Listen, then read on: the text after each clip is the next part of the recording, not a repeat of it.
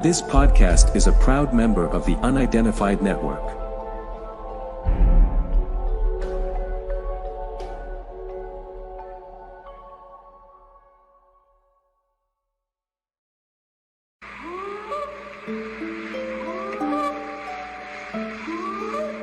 Police in Las Vegas found themselves in the middle of a UFO mystery last month after To us, big eyes. They have big eyes. 911, what are you reporting? We got someone or something crawling around out here. Did you see what it was? Was it a person or an animal? Or?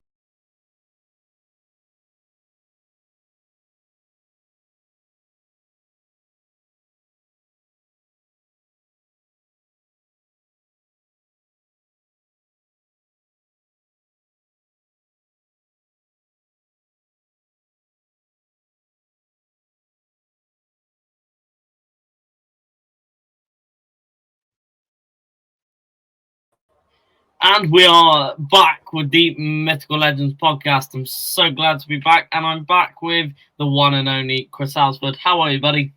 Not bad, yourself? Yeah, very, very warm today. Yes. Just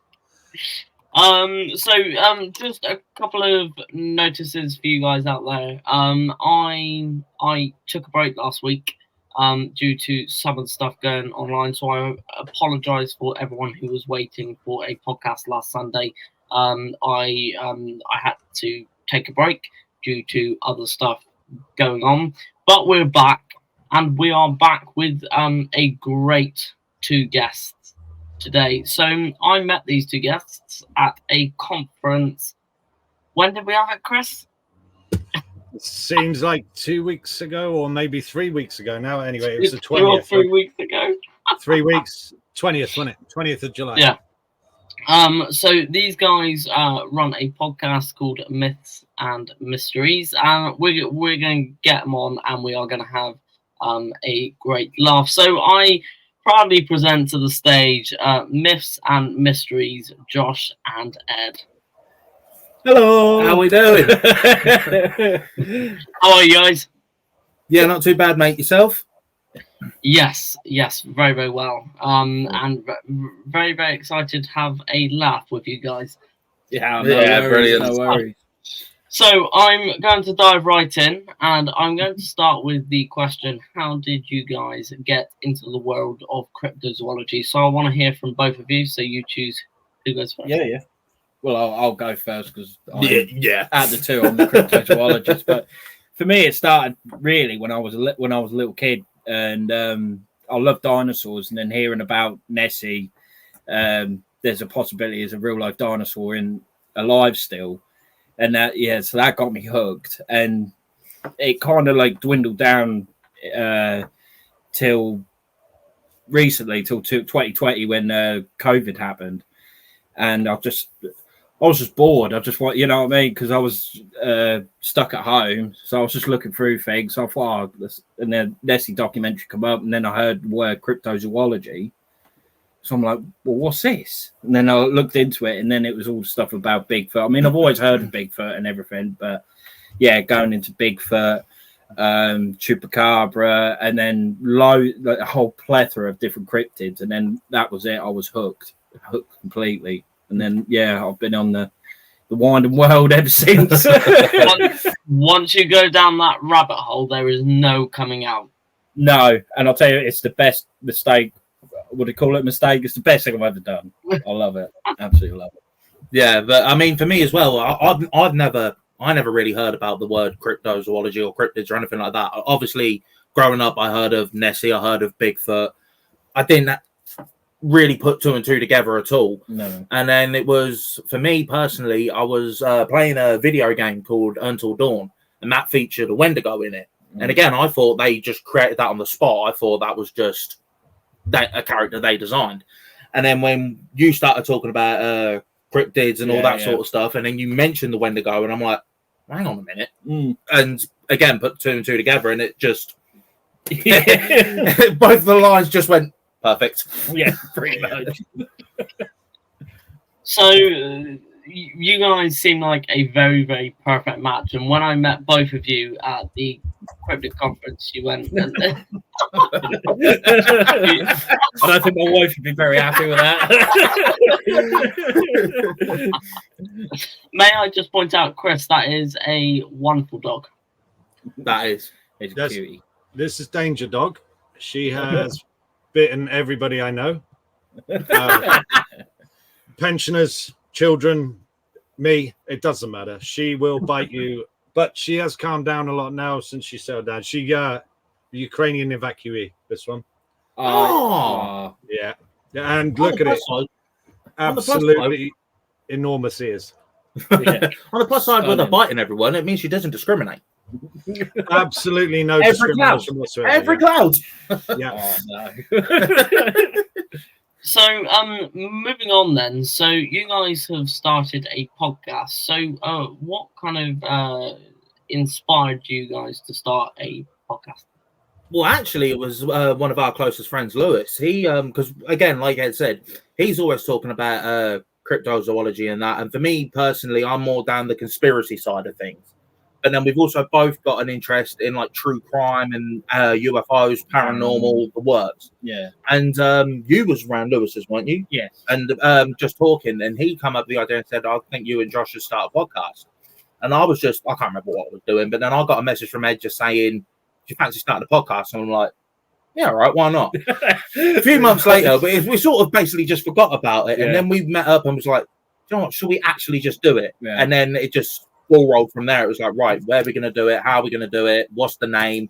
All of that. And it's just everything since then has just fallen perfect into place. Yeah. But that is realistically trying as well. Yeah, pretty much. Because we've been doing it now. It was 2 years in March that we've been doing it. And yeah, it's been a bit of a slow road, but we don't mind that. No.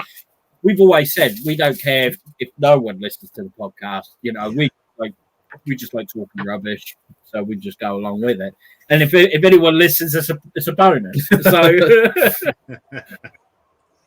So, could you tell us a little bit about your podcast? So I know that's a weird question, but so kind of where did the name come from? As you said, and how did you piece things together? yeah. Well, Myths and Mysteries, like that part was always kind of that just seemed to fall into place. Yeah. And The original idea was myths and conspiracies in black and white, but then we thought we was restricting ourselves. So we thought if we, you come up and said, if we change it to mysteries, that gives us the whole board instead of just one specific topic. Yeah. And black and white, I mean, for obvious reasons. And it's a double entendre because with our podcast, we say things in black and white. Like we say how it is from our belief. Like we're not saying that if anyone has a different belief, they're wrong, but we just say how it is, what makes sense to us. Our opinion, basically. Yeah. And then, but the podcast itself, that normally what will happen is 1 week Ed will cover a topic, so that will 9 times out of 10 be cryptid or something like that, a monster of some sort. Yeah. And then the week after I'd cover a topic, and that could be again mainly conspiracies or sometimes like a true crime serial killer or something like that. And then when it comes to UFOs and aliens and paranormal, we're both so interested in that we sort of just bounce off one another. We co-host it sort of thing. Yeah. Oh, cool.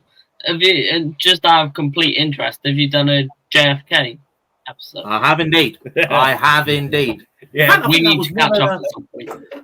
Yeah. Well, because to be fair, we did speak to your dad and granddad about this. So, Chris,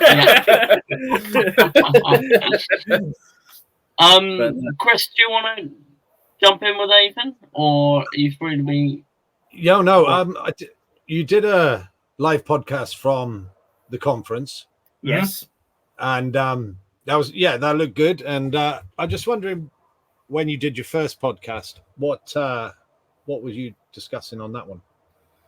The first episode we ever published was just an introduction of ourselves, and putting it bluntly, you can tell it's our very first podcast because there was a lot of stuttering, just sort of getting the ball rolling. But once we actually got past the initial few minutes, the ball started rolling. Yeah, when we started bouncing off each other. Yeah, exactly. But then the first official episode we done was Bigfoot. Yeah, boy.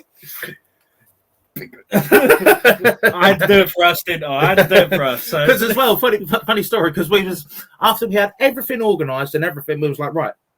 So which one of us is going first? And we was humming and hawing about it for ages. And we thought, right, the only way to settle it, which seems to be a Mr. Mysteries, the only way to settle things rock, paper, scissors. is a good old game of rock, paper, scissors. That's what I mean. Like we could have multi-million-pound business deals to put in front of us. We'd still go rock, paper, scissors. Yeah, still go through that. Yeah. So, kind of going on to the last topic of the podcast, then. So, have you had any guests on your podcast? We've had how many? I'm trying to work it out. Hang on. Did you mainly our podcast is topics. But we just talk about a topic between ourselves. And then we do get the occasional guest. I mean, 5, I think. Unless I'm forgetting someone. If I am, I apologise. But off the top of my head, I can think we've had 5. 3 of them are close friends, and then we've done 2 interviews. Yes. We did Deborah Hatwell. Yeah. And a friend of ours in America called Austin Alvarez. Yes. Oh, nice. Yeah. Oh, yeah. So, obviously, you talk about topics and you've had some people on. What is the most for you guys? I'll go to Josh, then Ed. Mm-hmm. What is for you guys the best either encounter or story you've heard and had on podcast? What, cryptids or anything in general? Anything to do with your podcast. I'm talking. Well, for us, I mean, for me personally, it would probably have to be when we did a paranormal investigation at No, sorry, I'm telling a lie. We did our first paranormal investigation at Wisbeach Castle. Yeah, and there was a woman there who's, I don't know what would you class her as, like psychic or what, the one where they were talking from? Yeah. What would you class that as? I'd just say like medium. Yeah, so something. I don't know what the correct word is, but basically the spirits talk through her. And we had, just a side note as well, we had what they call the spirit boxes, and there were people blindfolded and headphones. Oh, yeah. And they were obviously, for those that don't know, a spirit box, basically, you have to try and pick out what words are coming through. It's basically just going through different radio frequencies. They're horrible. And you've got to basically pick up certain words that come through. And one of the words was actually my name, Josh. And bearing in mind, other than Ed, nobody knew me there. I didn't even say my name to any of them. So that was a bit of a, oh, okay, this is a bit weird. And then afterwards, what I was referring to earlier, a woman, basically the spirits talk through her. And she was basically talking about, we was trying to communicate with famous witch hunter, Matthew Hopkins, who basically specialized in this area. And apparently the witch hunter was talking through her, and he was not a nice person. He was very, very aggressive towards us. Oh yeah, but at the same time, we done everything you should not do. No, we was calling them out and everything. We were trying to anger them. Yeah, because we thought that's probably going to get the best example out of them. But no, I felt sorry for her really, because she was she was the middleman. But it was all good. Yeah, it was all good at the end. Now you Ed? I'd say I think my one was when we done our first investigation at Neen Valley Railway. Yeah, and all it was is because we the team that do it, BTR, we get on really well with them, like we do you guys. And they were showing us around the whole railway because it's like kind of like a museum, isn't it? Yeah, where they redo old steam engines and stuff. Anyway, they was walking us around, just showing us where we're going to go and that kind of stuff. And as we was walking through, one of the people running it was like, I can see someone. And like, this was closed. Like, we were the only people there. And people were like, oh, yeah. So I was standing at the back and I was like, can they? Because I'm very, I mean, you guys are the same. We have to be very skeptical to keep an even playing field. So I was like, can they really? So I went over there and it was in a train car, like a carriage, and I'm getting goosebumps thinking about it now. It's right weird. And it was you could just about see like the outline of a person. They had a big nose. I remember that. And it was like they were looking at me, and then they just turned their head. And as soon as that happened, like I'm getting it now. Like all my hair stood on end, and I had a real bad ringing sensation in my ear, and that that done me in for a little while. But yeah, I'd say that was the maddest encounter we've had so far at the minute. Touch wood, we have a lot more. Yes. So yeah, that's really interesting. I'm gonna go back to what you said about being skeptical. Mm-hmm. That is perfect. In my opinion, you have to have a side of skepticism, I'll say. Because let's say you go into the forest, right? And I know a couple of people who've just said, "Oh, that's Bigfoot," when it's a fallen tree.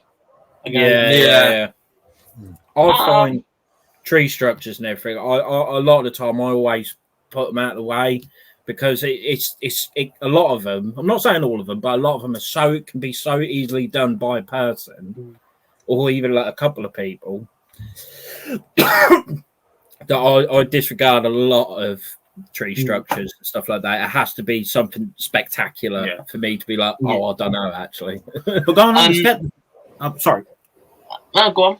No, I was going to say, going on the skepticism fine, that sort of refers back to the whole name black and white, where we say it how it is. Because we've always said, if you believe everything that's out there, well, then what's the point in investigating it in the first place? Yeah, exactly. But then on the flip side, if you don't believe everything, well, without saying horrible, you're just closed-minded. Yeah. Where, if we see something that is a bit odd or peculiar, regardless of what it is, we'll always try and think, could it be this? Could it be that? Could it be this? Could it be that? And if we literally go through everything we can possibly think of, and there's still no explanation, perfect. Yeah, then we start going in the realms of, could it be X, Y, Z sort of thing? Yeah. So that's and that's exactly what you need. So it's I went out the forest the other day, and we found kind of different pieces of hair, but we realised that the sheep had just been sheared right by the field. This was right by the field, so we go, okay, well that's what it is. I reckon if I took a couple of researchers in there, I reckon they will go, oh no, that's Bigfoot. What I'm like, no. And so having that skepticism in your mind, but still having your it could be exactly.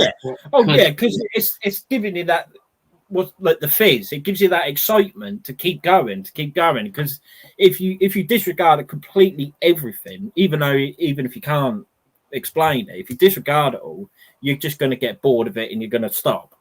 Whereas if you got that little bit of oomph, it's always that.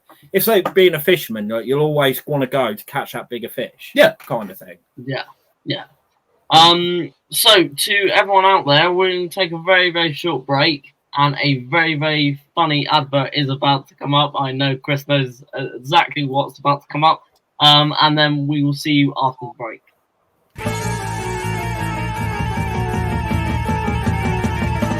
For half an hour on Saturday afternoons and for a quarter of an hour on Wednesday evenings, the world's only show about hard science, weird shit and surreality. And it's co-presented by an anthropomorphic chicken. Be there or be square.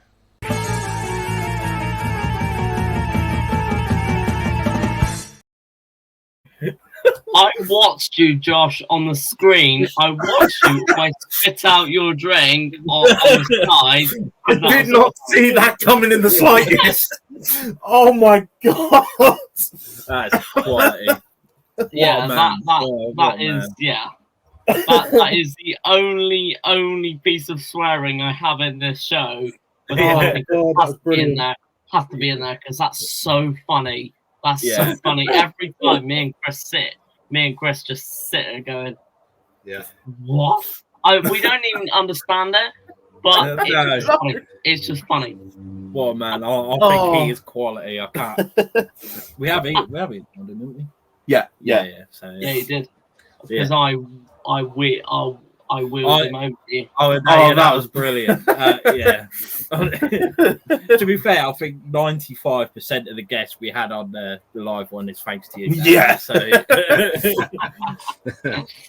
So, moving on from the podcast, then we're gonna start with this question: What is your favorite cryptid? Now, I pretty think I know what Ed's answer is gonna be, and then so if I start with Josh, and then I'll go to Ed. For me personally, I've always, like I said, because I've only been recently diving into cryptozoology very, very recently. But like I said, I think for me originally, because the first one that I come across, other than Bigfoot and Nessie, was the Wendigo, I've always had that fascination in it. And then when we done the episode on it, and you was explaining what it is, and like it's just the look of it and the sheer horror, malice. Yeah. And exactly, and like the just pure aggression in that, I've always been drawn to that. So I'd probably say Wendigo. Yeah. God, Daniel, what do you think one is? No. Thing is, I'm always in two minds. If you had to ask me right now, I would say probably Nessie. Okay. Probably, what's the other one? Oh, Bigfoot. Yeah, the obvious one. And then Chris. What's my favorite? Bigfoot. Yeah. All day. All day. This is where Daniel comes out with like the bunyip or something. Looks like completely backwards. Yeah. The sheep squatch or some. Yeah. But one thing I will say about Wendigo is I looked at some of the artists' depictions or drawing sketches of them. And what I was quite taken back by, some of the older ones really look like some of the old depictions of Celtic druids in the UK. Yeah. And that was a little bit of a shock because there is no connection between Native American and Celtic communities at all. As far, maybe there's something we've yet to discover that the Celts made it there or to the Americas or something. But they never recorded it. You could say the same with the Vikings with the Draugr, because they're quite similar as well, in a sense, how they look gaunt and everything like that. So, so the similarities, I think, in most walks of life, when it comes to like a very gaunt, emaciated, flesh-eating creature. Yeah. Bit of a worry. We might walk into that one. I don't know, because I'm a bit weird. I'd like to hunt one. Yeah. Yeah. I think when St. George killed the serpent before he killed the dragon, if I remember rightly, he had a suit of armor with sharpened spikes all over it. Yeah. I think to hunt the Wendigo, I would need that. God, yes. Plenty of silver and plenty of fire. I think it as well, if I remember right. I'd get double protection. I'd get the SAS as well. But boys, I need you here. Do us a favour. So, going on to a topic that a lot of people find controversial, is so. Do you think Bigfoot is paranormal, flesh and blood, alien, or something else that I've forgotten? Now, I know that there's you got the science camp, you've got all different kinds of So it's a big controversy. I'm not even gonna try. Controversial. So, what do you guys think? Well, I've always stood heavily on the flesh and blood. I've always thought that because I've listened to other podcasts and watched videos when they start going into interdimensional and stuff like that. And they could very well be right. But the thought of it absolutely boggles my mind. And just to think of a realistic, like people are seeing these creatures. Some people have collected DNA, what could be, and for me, that's got to be an animal. It's got to be some sort of animal. And as well, we always say about humans having a missing link. Could Bigfoot be the missing link in some sort roundabout way? That's more. Yeah, that's what sold me on it as well. Yeah. Like you said about the missing link, because they are so ape-like, but then they have human features. It's like, well, that's perfect between the two. Yeah, sort of thing. You know, we've got obviously, what is it, like 95% of our DNA is identical with an ape, something like along them lines, with an orangutan, and then something like that. And then for them to basically be the perfect breed theoretically between the two of us, it makes sense for it to be more flesh and blood than just popping in and out of dimensions, going, hiya, sort of. Yeah. Like Ed said, I can't get my head around it personally, but that isn't to say it isn't true. Yeah. Like there's several reports when they have the wildfires. You get the firefighters report seeing them running in a sort of family group. Mm-hmm. Yep, you wouldn't need to run if you just opened a portal. Like exactly. It's getting kind of hot and smoky around here. I think I'll run, not really sure what direction, or open a portal to a very wet planet. Yeah. What are you going to do?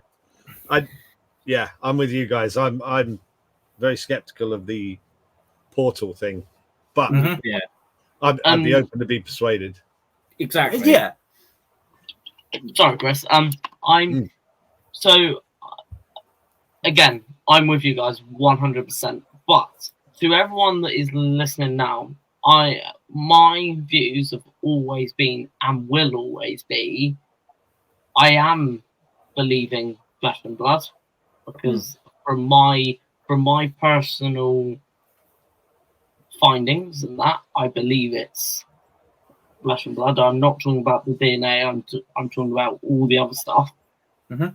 But then paranormal, if someone shows me a portal and say jump in it, I will believe them instantly. Instantly. I will believe. I'm pretty sure I said to you, like if someone could explain how that is a possibility, how interdimensional can work, they can explain it to me in terms I can understand, then have at it. But the actual, when they go into it, it goes through one ear and out the other. I'm just like, you do you. and that's exactly what I go with. And of course, I won't make fun of anyone who tells the story. It's just that to me, it doesn't make sense. Yeah, but I believe that when people say, I have actually seen this, I've actually seen it, I go, okay, then fine. Yeah. But I won't believe it until I see one. Or it's the same with UFOs, and until I see one, I can't 100% say yes, it's real. I think the same with Bigfoot. Sometimes I'm like, it don't exist. Half the time, I am like, I'm pretty sure there is something out there. What? I don't know. So I'm going to move to my final question for you guys. Now, some people find this a very hard question, and some people find it quite easy. From this point, what are you guys planning to do in the cryptozoology world? Now, I know that we had this chat during the conference, but you want to... Well, we just want if we can do it, so as well as the podcast, we can actually do research on the boots on the ground research. If we could do that as our job for the rest of our lives, I don't care what it takes, we will do it. Because let's say as well with cryptozoology, but with all the other stuff as well, like with the paranormal, UFOs, and yada. We love these subjects so much, and we've got such a passion for them that if there is an opportunity to go out and actually do it and not have to worry about keeping a roof over our heads and stuff like that, I will do it 110%. And I know definitely. you would have not. Yeah, exactly. No, it is our dream. This is our dream. But say like we do the podcast because we enjoy doing it. Yeah, as well. But at the same time, there's only so much you can talk about. Yeah. Before it does start getting repetitive. Like 9 times out of 10 with a cryptid or something, it'd be obviously you'd ask me at the end of them. So what do you think of this one? And 9 times out of 10, I'll go, well, I don't know. Yeah. Because like I've never done any research on it. I've never been out to try and find any evidence of it or anything like that. So until I do that, I am just going to be stuck in this small little bubble of going, but I don't know. Yeah. So to speak. Yeah. If there's a way Monster Quest comes back out or something similar and they need a couple of hunters who aren't very serious, we in it. Just put it out there. Or if you just wanted to use it as live bait, we'll do it. We do have people from Small Town Monsters watching, so I love them. I absolutely love them. Their documentaries are brilliant. Yeah, you need to watch. Myself, so good. Myself and Chris interviewed little while back. One that Chris, we interviewed Seth Breedlove. Yeah. I've always wanted to message and be like, "Do you want to do something in the UK?" And we'll go here. But then it's like, are they really going to take us? Do you know what I mean? The worst they can say, guys. The worst they can say is no. Do it. Yeah, no, but then I'll be crying for a week. Until you ask, you've still got hope, right? It's when they say no. Honestly, his face at the cryptid conference when Jeff Meldrum was on the screen. I've never seen him. This man's a father, and I've never seen him that emotional. I was like, what's going on here? Josh, a little secret.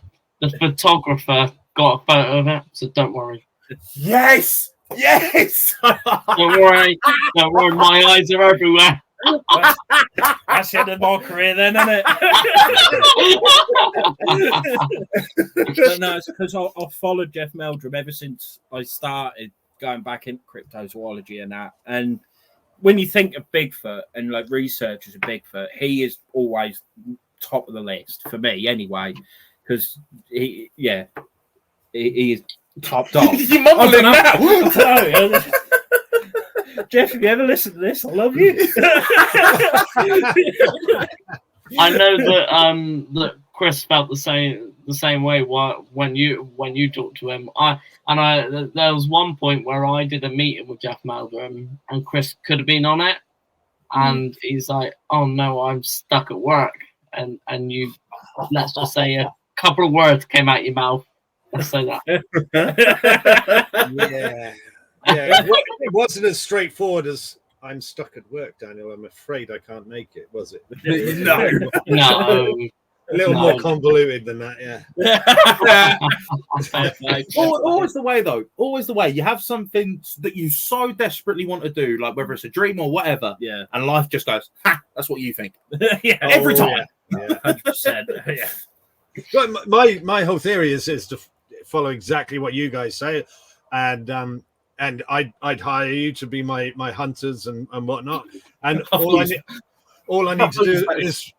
need to do is win the lottery, and life just doesn't let me win it. No, 100%. I mean, mind you, it would help if I bought a ticket, but yeah. I mean, because I do bushcraft and I do like I've got bows, I've got everything. Like I'm ready, but it's just I just never have time. And then I thought, I might have time now. Then my wife's like, we're having a baby. I'm like, well, that's gone then, isn't it? No. The next thing will be, do you want to sell your bows because you never use them? And you're like, it's because you had a baby. Yeah. Oh, yeah. But it's always one of them, like, you just never know. You just never know. Yeah. So to everyone out there, we have really enjoyed this podcast so much, and coming from me and Chris, we've really enjoyed this podcast. We've loved being on, and thank you. Actually, can I just say one thing as well? Like, we never thought, like, when you put that thing on Facebook, like, for a project, we was like, oh yeah, we'd be up for it. I've never thought This would have. No, and how you done that conference and everything like that, it was absolutely incredible. And I mean, I'll take my hat off to you, mate. Like, unbelievable. And I thought you were bald. a lot of people do. No, I've got full. It's going that way though, so I've got. But no, so yeah, I appreciate everything you've done for us, especially. Like, it's been absolutely incredible. Thank you. And hopefully we can work together in the future. We just never know. No problem. If you guys stay on after the podcast, I got something to tell you. So we'll but yeah, we will wrap it up from there, guys. So to everyone out there, don't forget to go to Myths and Mysteries in Black and White. And am I right? It's on YouTube. It is on YouTube. It is a bit of a nightmare to find. So what I'd normally suggest is if you find our Facebook page, all the links to all of our socials, podcast platforms, and the YouTube is on there. We say it all the time. If you see that logo, it's us. Either that or we've got an admirer, which is a very, very major compliment. But highly unlikely. Yeah. And don't forget to like and subscribe to the Mythical Legends podcast, and don't forget to go to the Mythical Legends website, www.mythicallegends.co.uk, and you'll find all of our info there. And we are on Facebook with the Mythical Legends group. Chris, is there anything else you would like to say as our co-host? Yeah, we kind of had a chat at a conference, Daniel, behind your back. We're planning on having a little podcast ourselves, but after dark one, which I don't think your mum's going to appreciate it if I invite you, but you're not having it under the name of mine. We can have black, white, and white. Black, white, and bottle. Yeah. Backwards Oreo. Mr. Mysteries in a chocolate spread sandwich. Oh dear. Right. Okay. So to all that out there, keep searching. Stay mythical. We'll see you next Sunday in the next podcast. Thanks, guys. See you soon.